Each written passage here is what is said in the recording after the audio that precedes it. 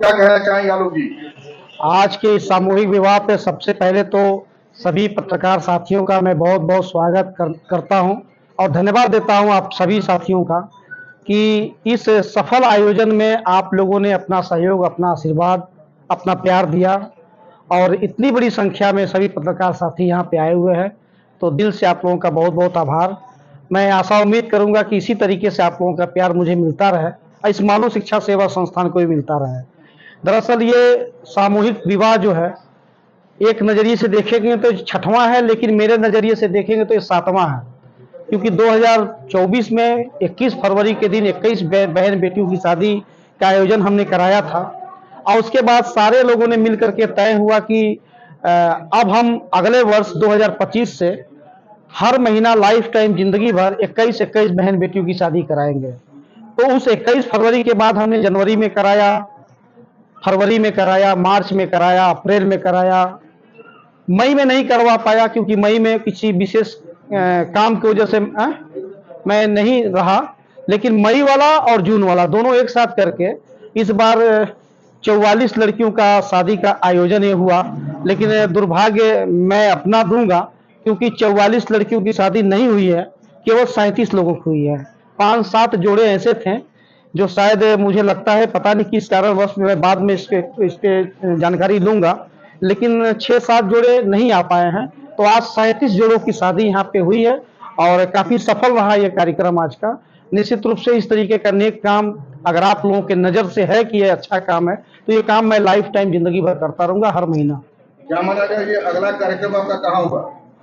अगले कार्यक्रम के लिए अभी तो आज का कार्यक्रम खत्म हुआ। अब आज के कार्यक्रम में तमाम मर मेहमान यहाँ पे आए हुए हैं, तमाम साथी आए हुए हैं, पहले इनको विदा कर लें। अगली तैयारी जब हम करेंगे तो उस तैयारी के अनुसार जहाँ कमेटी के लोग तय करेंगे, जहाँ लोगों का समर्थन रहेगा कि हाँ इस जगह पे ये शादी का आयोजन होगा, तो उसकी सूचना फेसबुक के जरिए, यूट्यूब के जरिए, आप सभी मीडिया साथियों के जरिए मैं लोगों तक भिजवाऊंगा, आप तक भी भिजवा दूंगा। सर कहाँ गलतियां हो गई जहाँ पे 6-7 जोड़े जो नहीं आ पाए हैं, कहाँ चूक हो गई? मैं क्या बताऊं, मैं तो भीड़ में था। मुझको जो भी सूचना मेरे पास थी वो था कि 44 जोड़े लगभग रेडी हैं। अब उसमें से 2-3 लोगों का मोबाइल आज स्विच ऑफ जा रहा था जब कार्यक्रम चालू हुआ, तो फिर भी चलिए, नहीं 44 हुआ, 37 हुआ। हम आगे से ये कोशिश करेंगे कि जिनका भी रजिस्ट्रेशन हो उनको हम, बल्कि एक दिन पहले सारी व्यवस्था को हम देख लें अपने नज़रिए से कि हाँ क्या व्यवस्था है और क्या नहीं है। फिलहाल 37 जो जोड़े की शादी हुई है, इसके लिए मैं सभी 37 वर और वधू को बहुत बहुत धन्यवाद, बधाई देना चाहता हूँ, आशीर्वाद देना चाहता हूँ पूरे मानव शिक्षा सेवा संस्थान कमेटी की तरफ से।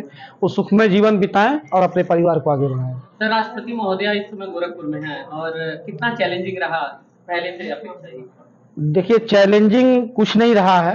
अब सीधी सी बात है कि जहां देश के राष्ट्रपति जी का आगमन गोरखपुर जिले में हुआ है, तो निश्चित रूप से जो एक होता है ना कि जब बड़ा कोई आयोजन होता है तो थोड़ा सा थाने का सपोर्ट मिल जाता है, पुलिस की सपोर्ट मिल जाता है, ताकि अगर कोई बात हो जाए तो शासन और प्रशासन के लोग रहते हैं तो ज़्यादा बेहतर रहता है।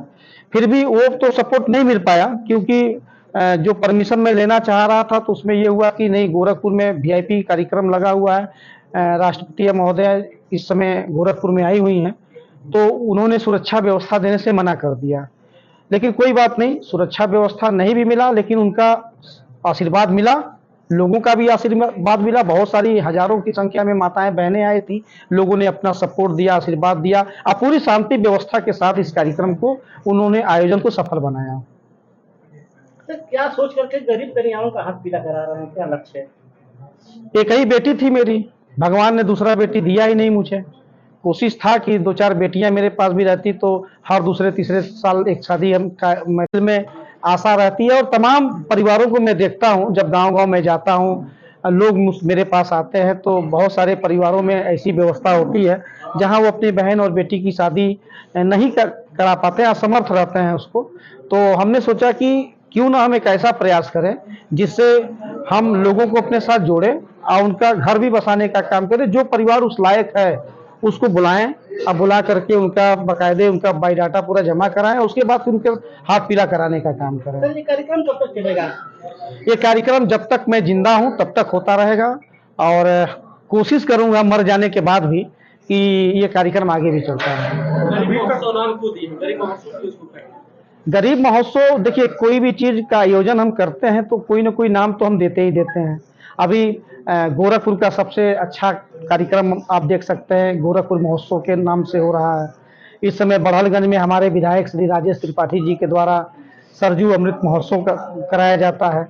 मैंने सोचा जब पूरी व्यवस्था में गरीबों की ही व्यवस्था है तो इसको एक महोत्सव का नाम दिया जाए, जहां सारे गरीब इकट्ठा होते हैं और उनकी आशा होती है कि एक ऐसा संगठन उनके लिए काम जो कर रहा है, उनके द्वारा मेरे घर की व्यवस्था कुछ बेहतर हो सके। तो इसलिए हमने इस कार्यक्रम का नाम रख दिया गरीब महोत्सव।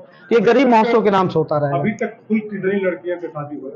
देखिए पहले की अगर हम बात करें तो हजारों की संख्या में शादी हुई है, लेकिन छठा जो उत्सव अब छठा नहीं, ये 7वां है। ये 2000 मैंने कहा ना 2024 में हमने फरवरी में कराया था, तो उसको लेकर के 7वां है और 21 गुणे 7 कर दीजिए, उसमें से 5-7 कम कर दीजिए।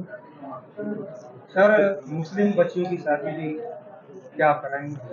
बिल्कुल कराऊंगा। अभी जो मार्च में जो शादी है खड़ेसरी में हमने कराया था, उसमें मुस्लिम परिवार भी था, उनका निकाह कराया गया, पढ़वाया गया और उसके बाद उनकी शादी हुई। तो अब चूंकि मुस्लिम परिवार के लोग जब आएंगे, देखिए मानव हमारे संगठन का नाम है, मानव शिक्षा सेवा संस्थान। तो इस मानव में सब लोग आते हैं, चाहे वो हिंदू हो, चाहे मुसलमान हो, चाहे सिख हो, चाहे ईसाई हो। इसमें हर परिवार का स्वागत है, हर धर्म के लोगों का स्वागत है, अमीर गरीब सबका स्वागत है। सभी लोग आए, सभी लोग जुड़े, अनेक काम में अपना सहयोग करें। जैसे ये मानव सेवा संस्था से जो लोग जुड़े हुए हैं, जो परिवार, उन्हीं की बच्चियों की शादी होती है कि अन्य लोगों भी उसमें शामिल? नहीं, इस शादी वाले समारोह में ये जरूरी नहीं कि आप हमारे संगठन से जुड़े हैं कि नहीं जुड़े हैं। इस कार्यक्रम में आप जो हमसे नहीं जुड़ा होता है उसकी भी होती है। अभी आज के डेट में कम से कम 2 जोड़े ऐसे थे जो मुझसे नहीं जुड़ा हुआ था।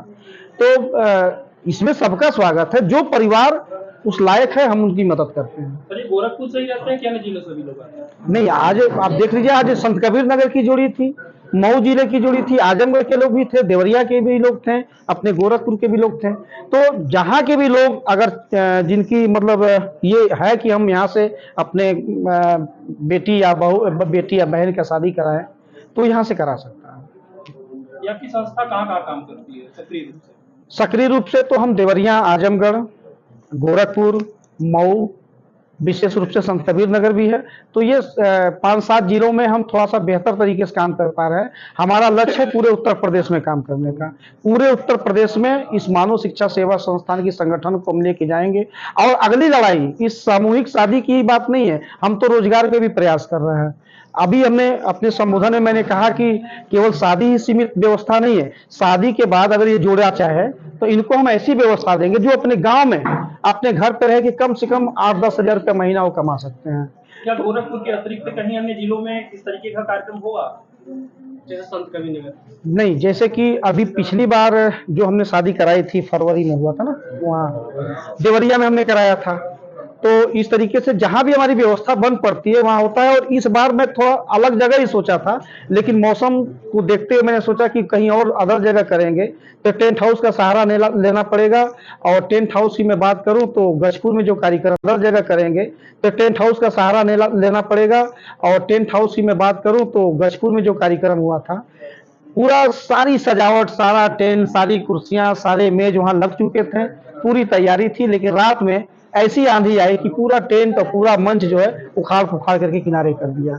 तो अब चूंकि ये मौसम का जो ये खेला चल रहा है इस समय, इसको देखते हुए मैंने कहा कि नहीं, खड़ेसरी में ही हम अपने इस व्यवस्था में ही हम शादी का आयोजन करेंगे। मौसम जब साफ होगा तो हम अदर जगह पे हम प्रयास करेंगे। इसका संदेश, ये अलग अलग जगहों पे शादी कराने का संदेश यही है कि लोग हमसे जुड़े, मेरी सोच को समझें, मेरी भावनाओं को समझें और समझने के साथ साथ वो हमसे जुड़े ताकि लोगों की मदद इसी तरीके से हो। कुछ लोग इसको राजनीतिक दृष्टिकोण से देख रहे हैं, इस पर आपका क्या विचार है? अब लोगों की बात मैं क्या करूं, अभी मैं कुछ लोगों ने पिछले कुछ दिनों में 2-3 खबरें आ रही थी मेरे पास। कुछ लोगों ने कहा कि पता नहीं कौन आदमी है जो कह रहा है कि मैं धर्म परिवर्तन कराता हूँ। सामूहिक विवाह कराना धर्म परिवर्तन है तो मैं उस आदमी को कहना चाहता हूँ कि मैं करूँगा। मैं, अगर आपको लगता है कि किसी का घर बसा देना धर्म परिवर्तन है, किसी बहन बेटी का घर बसा देना, किसी को रोजगार दे देना, असामूहिक शादी हर महीने करा देना, अगर ये धर्म परिवर्तन है तो करूंगा। उसका क्या, उसके बाप की औकात अगर रहे तो रोक ले मुझे। इसको अगर धर्म परिवर्तन कहते हैं तो मैं तो ये कहता हूं कि अब मैं इंसान हूं, मानव हूं और मानव बनकर के जीना चाहता हूं धरती पे। और निश्चित रूप से ये सारी व्यवस्था मानव के ऊपर टिकी हुई है, तो हम जब तक हैं तब तक ये काम करते रहेंगे। तो ये संस्था किस तरीके से काम करता है? ये संस्था हर परिवार से, लोगों से सहयोग लेती है। जो परिवार सहयोग देता है या लेती है, जो भी चाहे जुड़ सकता है, जो भी चाहे सहयोग कर सकता है। और निश्चित रूप से लोगों ने कहा कि, बहुत सारे लोगों ने कहा कि गलत तरीके से ये बैंक चलाते हैं। मैंने कहा बैंक हमारी व्यवस्था अलग है, ये सोच हमारी अलग है। हमारी अलग कंपनियां भी हैं, हम उसमें काम करते हैं। जब कोई व्यवस्था बड़ी बनती है तो पहले छोटे से शुरुआत होती है। हमने छोटे से शुरुआत किया और आज मानव शिक्षा सेवा संस्थान एक नाम है, नाम का कोई मतलब मोहताज तो है नहीं किसी परिचय का। तो आज मैं ये कह सकता हूँ पूरे बल और दम के साथ कि आज हजारों की संख्या में माताओं बहनों का आशीर्वाद मिलता है। इसको इसी तरीके से हम आगे बढ़ाते रहेंगे। सर, क्या जुड़ने के लिए क्या कुछ सदस्यता शुल्क भी दिया जाता है? जुड़ने के लिए आपका 1 दिन का 3 रुपये का सहयोग ये मानव शिक्षा सेवा संस्थान से है। और इसके अलावा जो है पैन कार्ड, आधार कार्ड हम लेते हैं, उनको सदस्य बनाते हैं, फिर हम आगे बढ़ने का काम करते हैं। धन्यवाद।